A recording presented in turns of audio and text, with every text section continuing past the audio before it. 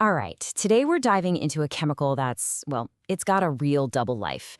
It's like a superhero and a villain all rolled into one. On one side, it's a healer, an artist, behind some pretty incredible stuff. But on the other, it has this dark, staining, kind of dangerous side. So let's get into the fascinating contradictions of silver nitrate. Okay, so to kick things off, I've got a riddle for you. Ready? What do antique mirrors, those stubborn warts you just can't get rid of, and old school photographs all have in common? I know, it sounds like the beginning of a really weird joke, right? But the answer? That's the star of our show today. And that answer is a single, super powerful compound, silver nitrate. So let's get to know this chemical of contrasts. So if you're into the chemistry of it, it's AgNO₃. And if you were to look at it, you'd think, what's the big deal? It's just this simple, colorless crystalline solid. Dissolves really easily in water.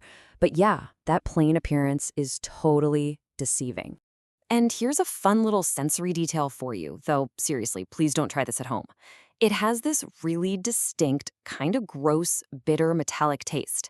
And that's really our first clue that there is way more to this stuff than meets the eye. And get this, its melting point is 212 degrees Celsius. That means in our normal, everyday world, it's just a stable little crystal, kind of just sitting there waiting for the right conditions to show its true colors. So let's start with its good side, its heroic side. Yeah, in the worlds of medicine and industry, silver nitrate is a serious force for good. I mean, for centuries, people have been using it to heal things and to create all kinds of stuff. Its power really boils down to two key things. First, it's an antiseptic, so it kills germs. And second, it's a cauterizing agent, meaning it can literally burn away unwanted tissue.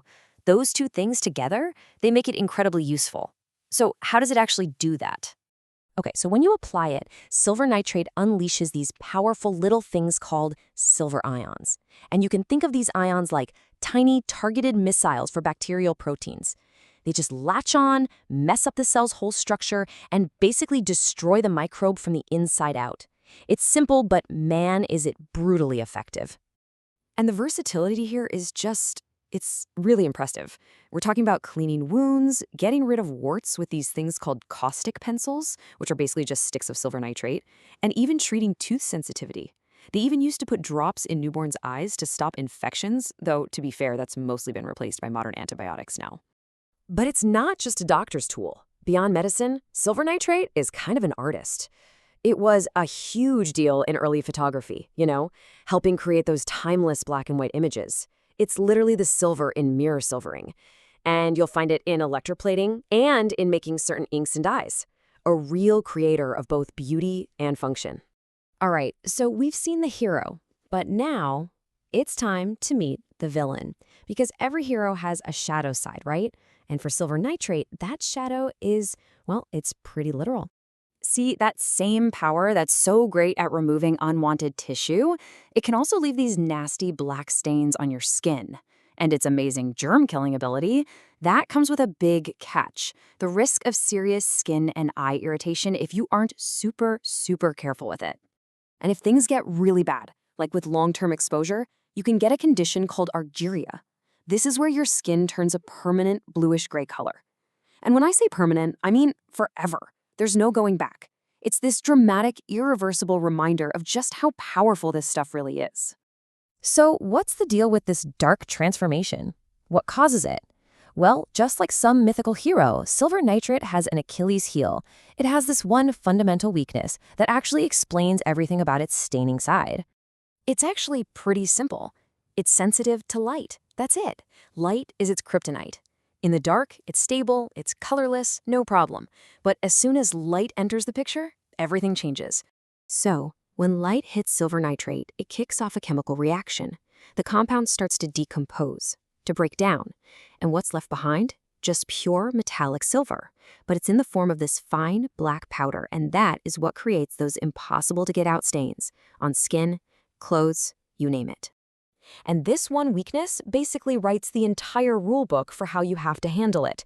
You want to keep it stable, you have to store it in those dark-colored bottles, you have to keep it away from any light, and it's got to be in a cool, dry place.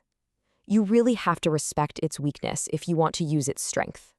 So there you have it. We've seen the two completely different faces of this incredible compound, the healer and the stainer, the artist and the permanent marker. Let's bring it all together. And this is where the whole story really comes together, right? In medicine, it can heal you, but it can also harm you. In industry, it creates incredible beauty, but it demands your respect. Even just its appearance tells the whole story. This perfectly clear, colorless crystal that has this dark, black heart just waiting to be revealed by the light. It is a true chemical of contrasts. You know, silver nitrate is such a great reminder that things are rarely just one thing. A substance can be both a tool and a weapon, a medicine and a poison.